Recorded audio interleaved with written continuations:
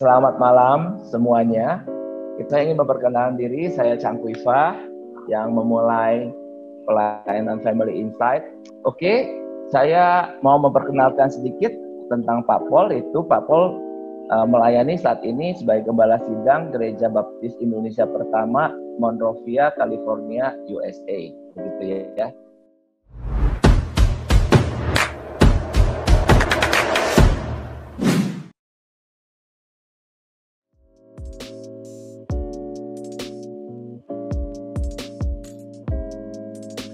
Saudara, coba kita lihat sekarang karakteristik baik dan bijak. Baik berarti penyayang, peduli, rela berkorban, memikirkan dan mendahulukan kepentingan anak dan istri di atas kepentingan sendiri. Saudara, inilah karakteristik baik yang mesti kita miliki. Kalau kita masih dalam proses, ya teruslah, kerja keraslah. Dan saya kok beranggapan kita semua dalam proses.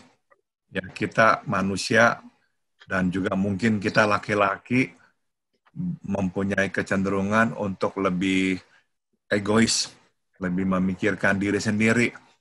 Nah, saudara, penting sekali anak kita melihat kita adalah seorang yang penyayang, ya, sama anak, sama istri, peduli dengan anak, dengan istri, rela berkorban dari hal-hal yang kecil.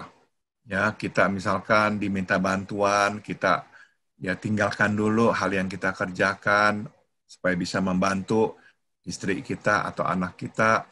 Kita mau menonton, tapi anak kita mau menonton yang lain, kita korbankan diri, ya udah, kamu dulu aja nonton, atau kita nonton film kamu dulu aja, atau main game kamu dulu aja.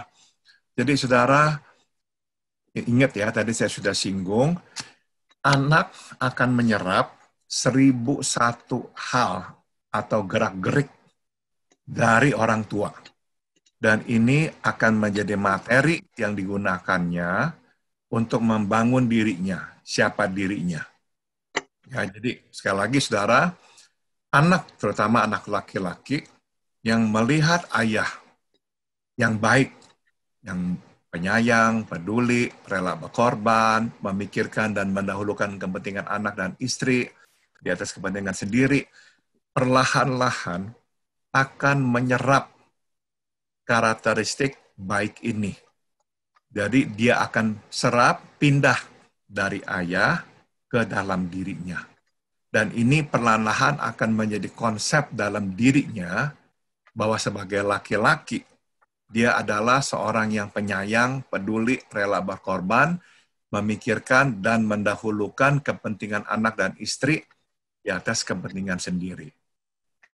Saudara, apakah perkataan pengajaran si ayah nggak penting? Penting. Si ayah penting ya, bisa cerita, bisa berbagi pengalaman, kemudian memasukkan ya pelajaran-pelajaran kehidupan menjadi seorang laki-laki, bagi orang ayah, sebagai seorang suami kepada anak laki-lakinya. Itu semua baik dan penting. Tapi terlebih penting adalah anak melihatnya secara langsung dan real. Bahwa ayah itu memang adalah ayah yang baik, ayah yang penyayang, peduli, rela berkorban, memikirkan dan mendahulukan kepentingan anak dan istri. Nah, saudara, inilah yang nantinya membuat si anak mau mendekat kepada si ayah. Coba kita lihat karakteristik yang kedua, yaitu bijak. Bijak berarti dapat membedakan baik dan buruk, benar dan salah, serta bersikap dan berbuat sesuai dengan prinsip baik dan buruk, benar dan salah. Dapat mengambil keputusan yang baik karena bisa melihat jauh dan bisa melihat dari banyak sudut. Saudara, ya tadi saya sudah katakan, saya ulang lagi, ada 1001 hal dan gerak-gerik dari orang tua yang akan dilihat dan diserap oleh si anak. Nah, penting si ayah menjadi ayah yang bijak. Ya, ayah yang bisa membedakan baik dan buruk, membedakan benar dan salah, serta bersikap dan berbuat sesuai dengan prinsip baik dan buruk dan benar dan salah itu. Dan yang kedua, bijak berarti dapat mengambil keputusan yang baik karena bisa melihat jauh dan dari banyak sudut. Nah, saudara, dari manakah anak mulai melihat ini? Karena anak kan masih kecil, belum tahu usaha papanya, belum tahu masalah yang dihadapi oleh ayahnya. Nah, sebetulnya saudara, anak pertama kali ya bisa melihat apakah ayah bijak atau tidak dari interaksinya dengan si anak. Terutama sewaktu memutuskan apakah si anak benar atau salah. Apakah si anak layak dihukum atau tidak. Saudara, menghukum anak atau menegakkan disiplin adalah tugas orang tua.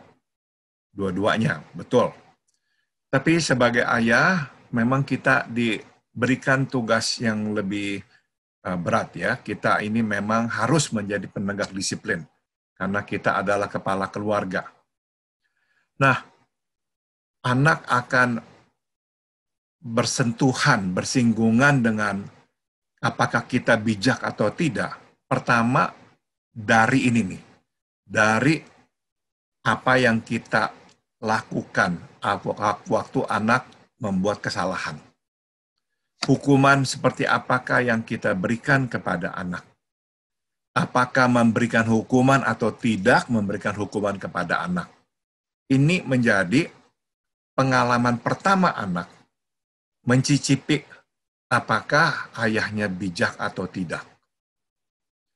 Jadi saudara, kalau sebagai ayah, kita belum apa-apa udah marah, udah bentak anak. Kita nggak lagi tanya apa yang terjadi, mendengarkan dari dua belah pihak, anak pertama dan anak kedua yang bertengkar. Kita langsung hukum semuanya, atau kita pokoknya belum apa-apa udah marah, bentak-bentak, atau langsung pukul semuanya. Nah, saudara, pengalaman pertama ini luar biasa pentingnya.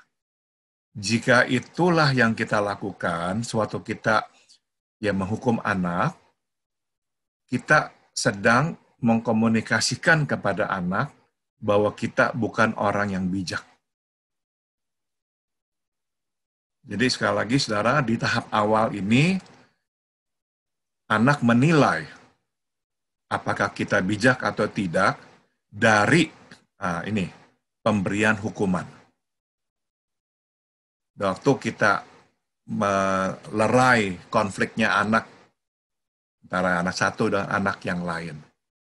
Waktu kita mulai mencari tahu apa yang terjadi, kita tanya mendetail, baru kita ambil keputusan. Dan semua ini adalah hal-hal yang dilihat oleh anak. Dan ini yang nanti membuat anak berpikir bahwa kita ini bijak atau tidak bijak. Ya. Nah, sudah tentu nanti anak makin besar, anak akan melihat lebih banyak lagi. Nah, kalau misalnya nanti anak-anak sudah mulai besar, misalnya sudah SD, nah anak mulai melihat kita ini nggak bijak dalam berusaha, sehingga kita ini akhirnya harus mengorbankan, menyusahkan keluarga. Ya, misalnya kita harus jual usaha atau tutup usaha, atau kita harus jual rumah, harus pindah rumah. Ya, ada banyak hal yang kita lakukan yang mungkin kurang bijaksana. Nah, saudara, ini makin menanamkan keyakinan pada anak bahwa ayah tidak bijak. Ya. Nah, jadi saudara, sekali lagi ya, dua karakteristik ini Sangat penting sekali. Baik dan bijak. Dan inilah yang seharusnya menjadi arah target kita sebagai ayah. Kita mau menjadi ayah yang baik dan bijak. Mari kita lihat slide berikutnya. Saudara, baik dan bijak ternyata sukar ditemukan. Sebagai contoh, saudara, Imam Eli adalah ayah yang baik, tetapi tidak bijak. Dia sayang anak, sayang sekali, tapi nggak bijak ya. Anak-anaknya tidak hidup dalam Tuhan, tidak takut Tuhan. Dia hanya menegur saja, tapi tidak bertindak. Dia biarkan anak-anaknya tetap melayani, tetap mempunyai posisi yang tinggi sebagai pengganti imam atau sebagai wakil imam, sehingga anak-anaknya makin merajalela, menyalahgunakan kuasanya, dan itu makin mencoreng kekudusan Tuhan. Makanya Tuhan marah kepada Eli. Anak-anaknya akhirnya mati ya, Tuhan hukum mereka. Raja Saul, ayah yang baik, tidak bijak. Kenapa saya berkata ayah baik?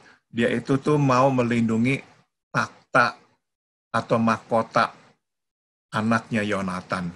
Dia tidak mau Daud nanti yang menggantikannya sebab dia mau putranya yang menggantikannya sebagai raja. Ayah yang baik, tapi nggak bijak. Dia kalau lagi marah, dia juga bisa emosi, dia mau bunuh Yonatan, jadi nggak bijak. Raja Daud, ayah yang baik, tapi juga nggak bijak ya. Kita tahu Daud itu nggak bersikap bijaksana menghadapi putranya Absalom. Nah, maaf, slide yang sebelumnya, yang ada Abraham. Oke. Abraham adalah ayah yang baik dan bijak. Ya, jadi masih ada ayah yang baik dan bijak. Abraham bijak dalam pengertian saudara, dia itu tahu apa yang baik, apa yang benar, meskipun dia sayang anak. Waktu Tuhan meminta ia mengorbankan putranya Ishak, dia bersedia. Ya, dia berdiri di atas kehendak Tuhan. Ishak ayah yang baik dan bijak. Ya, dia itu juga pernah menghadapi masalah, putranya dua-duanya nggak cocok. Ya akhirnya dia membuat kesalahan, dipedaya oleh putranya Yakub. Jadi waktu akhirnya Yakub harus pergi, dia juga relakan supaya jangan sampai dua anak ini saling bunuh. Ayub adalah ayah yang baik dan bijak, selalu berdoa buat anak-anaknya. Samuel adalah ayah yang baik dan bijak. Kita tahu anak-anak Samuel tidak mengikuti langkah Samuel. Itu sebab Samuel tidak mengangkat mereka menjadi wakilnya atau penggantinya. Tidak ya.